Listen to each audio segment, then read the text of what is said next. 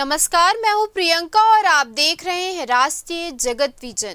छत्तीसगढ़ के बहुचर्चित शराब घोटाले में एक और बड़ा मोड़ आया है। आरोपी चैतन्य बघेल को अदालत ने 15 सितंबर 2025 तक न्यायिक रिमांड पर भेज दिया है।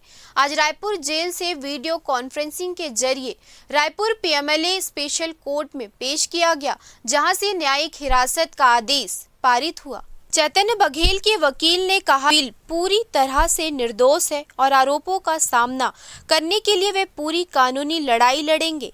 वकील ने यह भी बताया कि न्यायिक प्रक्रिया में उनका पूरा सहयोग किया जाएगा और उम्मीद है कि जल्द ही सच्चाई सामने आएगी।